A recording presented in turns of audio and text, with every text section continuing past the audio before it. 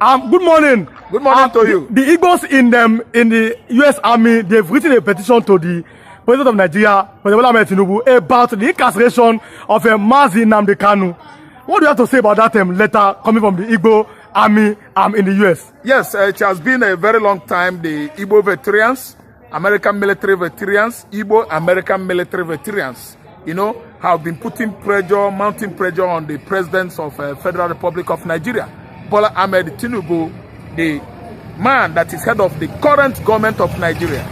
And notwithstanding, in the previous administration of Muhammad Buhari, we've seen many American Igbos in the military over there, putting pressure on the then president of Nigeria, the predecessor of Bola Ahmed Tinubu, in the person of Muhammad Buhari, to at least allow peace reign, to at least allow nnamdikanu go free out of the DSS, incarceration, provided it was ruled by the court in favor of Mazi Nnamdikanu that he is not culpable, he is not guilty of any crime. Still, the court freed him. Still, administration of Muhammad Buhari, still hold on to Mazi Nnamdikanu. They put on pressure often, and the Buhari had to come out and tell these American Igbo veterans, military veterans, that he was not the one in charge of Mazi Nnamdi case, that it was Abubakar Malami, the then Attorney General of the Federation, the Minister of Justice, that was the one holding Nnamdikanu. That was the response that Buhari was giving to these Igbo American soldiers in the USA. And currently we've seen a current administration, a man that started from where Buhari stopped, a man that took over every policy, very exclusion policies, very dangerous policies, that Buhari was actually, using against Nigerians during his tenure. Tinubu continued from where Buhari stopped. And today we've seen Nnamdikanu case as it was at least, adjudicated under Binta and Yako, judgment that Nnamdikanu is a free man, that he is not culpable of any crime. Yet, Tinubu is holding on this man. Tell me why Tinubu should not allow the court ruling to have its way. Why Tinubu could not allow the court ruling to at least take its course. It is called in a legal language, legal practitioner, court contempt. Not allowing court rulings to stand. It is called court contempt. Tinubu has been at least bullying the judiciary department because he has the money, because he's the commander-in-chief of the armed forces. A mandate actually he stole from an Igbo man. And then Nnamdikanu himself was agitating for freedom of Biafran people. He was agitating for Nigerian people, government, to allow to this at least continue marginalizing Igbo nation, Igbo people, southeastern states.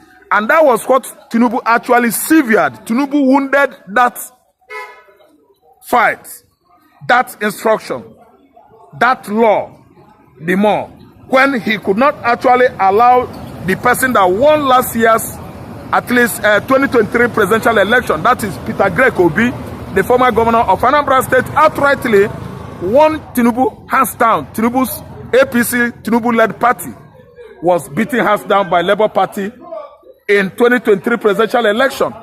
They could not allow Obi to at least ascend to the throne, to that exalted office. Nigerians outrightly, Yoruba, Igbo, everybody voted Obi during 2023 presidential election.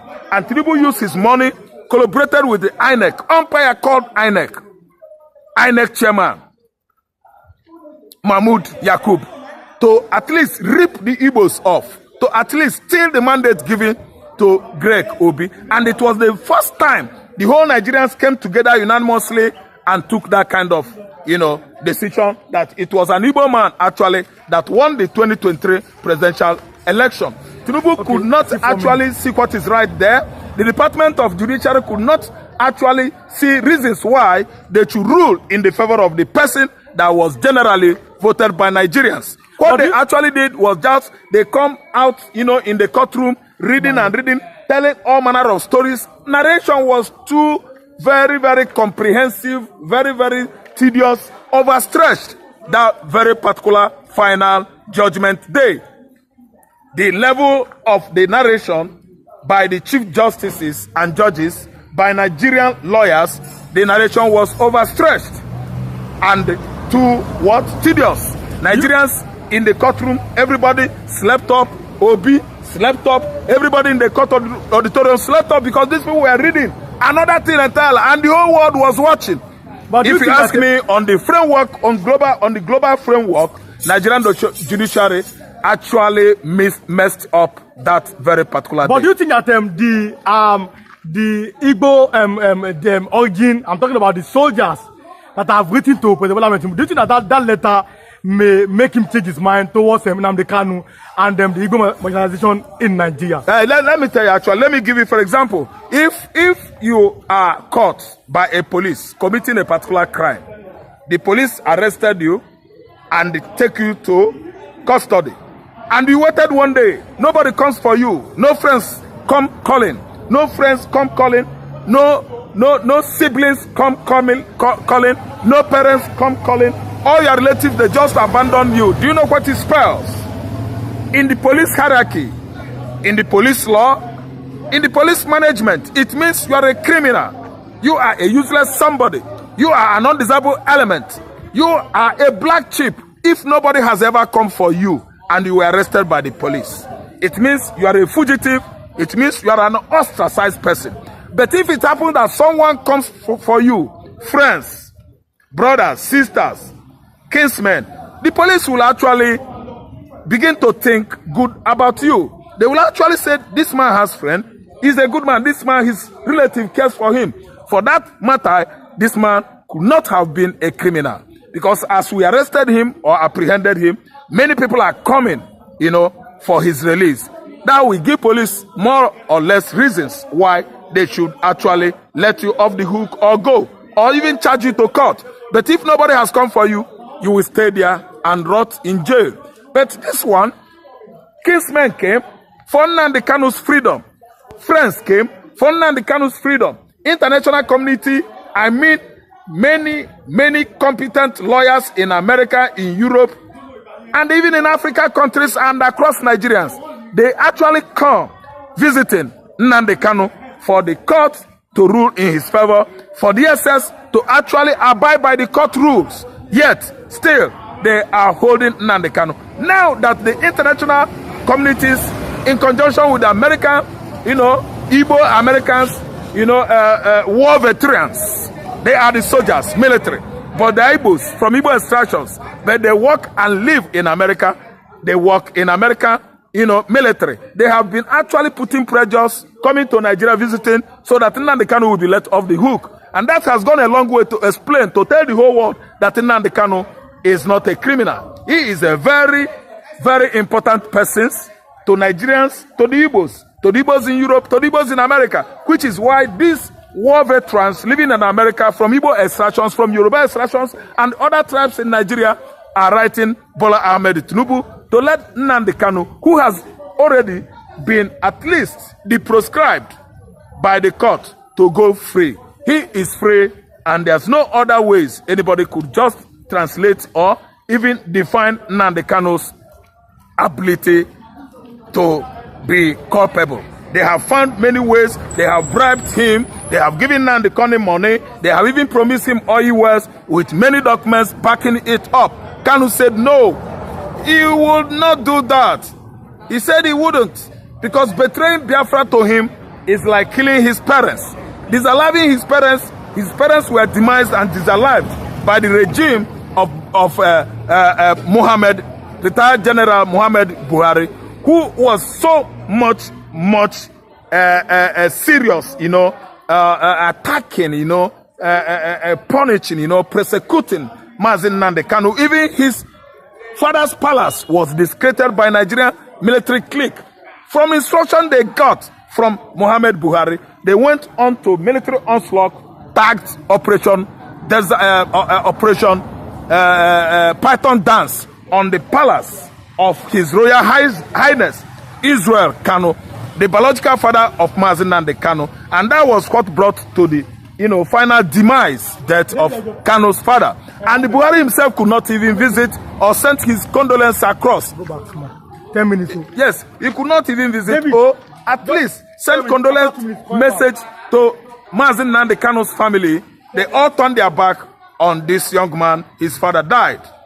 Not up to how many weeks Mazi Nnamdi Kanu's mother died in the faraway hospital in Germany, Europe. So how do I mean? What I mean is that it has gone a long way to promote Nnamdi Kanu's international image. It means that Nnamdi Kanu, every Dick and alley, both in Nigeria and outside Nigeria, values what Nnamdi Kanu is doing. That's why they are sending, at least for his rallies. That's why they are writing and even going onto the social media, platform, asking for Mazi Nnamdi Kanu's, release. People are all over the world agitating for Mazi Nnamdi Kanu's freedom.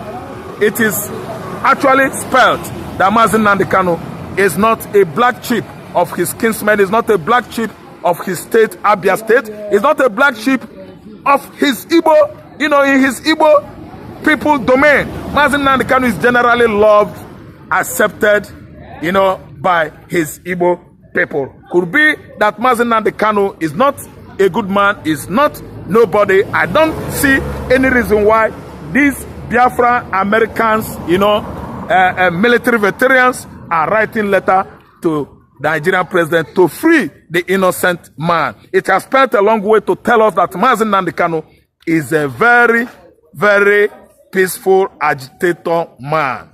His agitation group, the indigenous people of Biafra, in the past had won many awards from Guinness Book of Record, most peaceful agitation group in the world. Then again, what about Bloomberg International, Transparency International, and other rating establishments? They had actually given indigenous people of Biafra agitation as the most peaceful in the world. There was never a time any rating establishment outside Nigeria has come out to proscribe Mazi Nnamdi Kanu agitation group, IPOB, as a terrorist group. No, they actually have seen IPOB as a peaceful agitation group in the UK, in the France, in India, in Israel, in America, even the United Nations.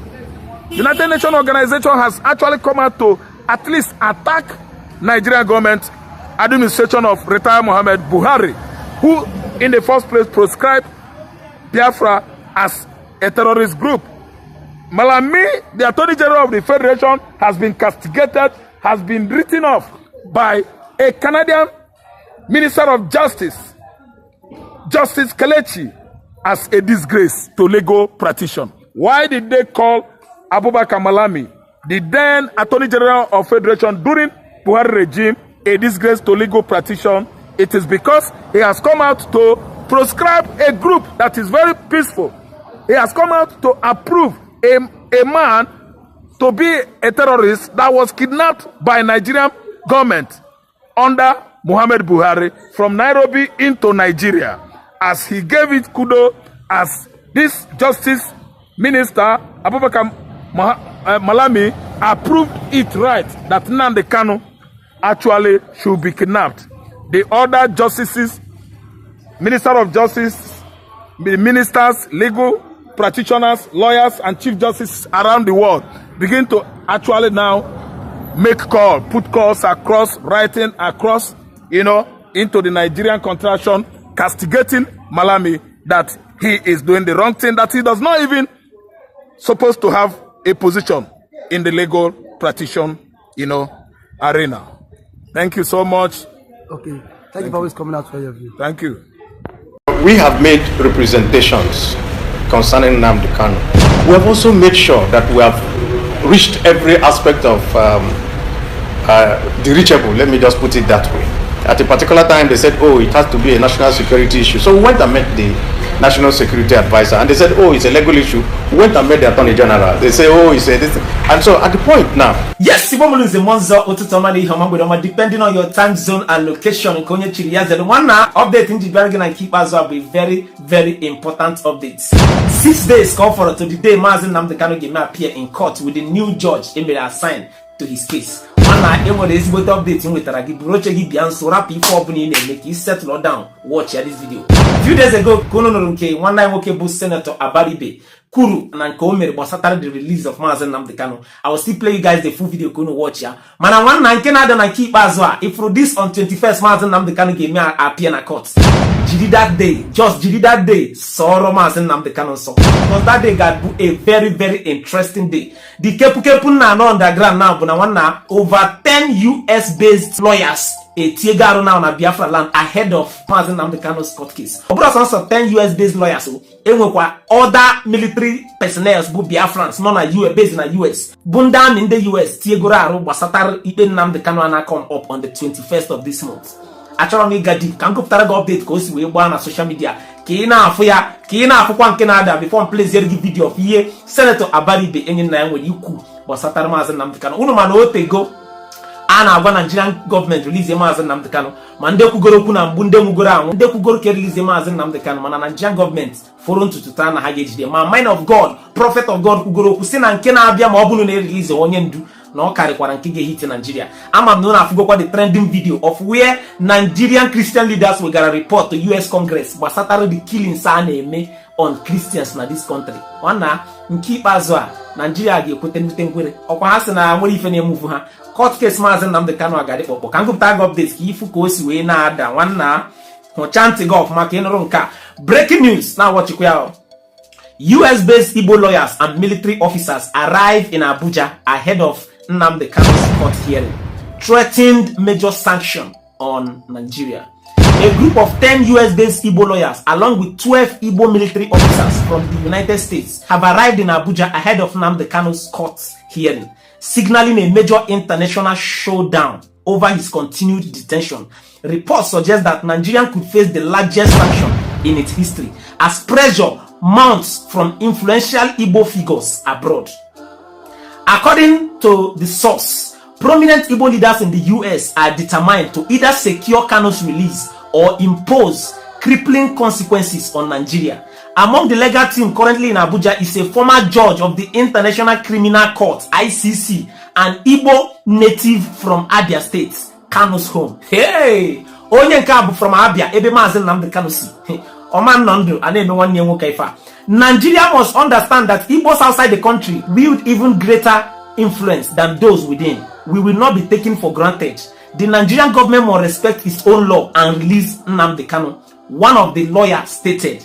A US-based Igbo military officer also in Abuja delivered a strong warning. For 15 years, we ruled the skies of America, defending its airspace and neutralizing enemy threats. If necessary, we will do the same for our homeland.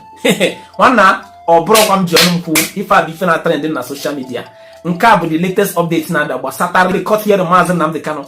If ọbụna Nigerian government ga-eme now kita ọka dị n'ụkọ anyị ha mee ya now release onye ndu before banye na another level.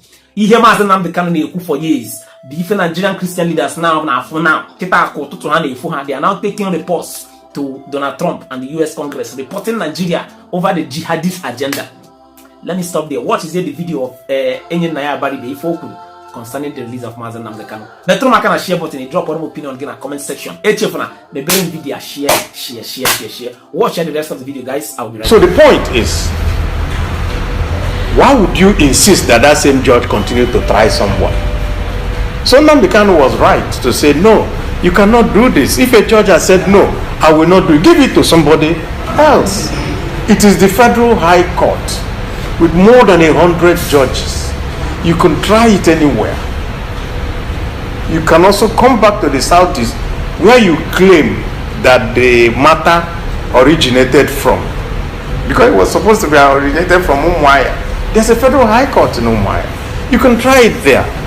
It doesn't necessarily mean that one particular person must try it. So our conclusion is that this matter will have to be resolved politically. And to be resolved politically, we all have to meet up with the authorities in Nigeria and tell them every criminal in the Southeast has put a hook on the Biafra question and using it to perpetrate criminality. Every kidnapper if you catch them, they say, oh, it's because they are holding Nnamdikanu. Those who continue to say, oh, don't come out on Mondays and others, say, oh, it's because of Nnamdikanu. Nnamdikanu himself has told us, has written it, and said, don't do sit at home anymore. Don't do all those things on my behalf. Yet, the people who want to perpetrate this mayhem on the Southeast continue to use it. So we think that if you remove that prop on which they are hooking all their criminal tendencies on, then they will have nothing else.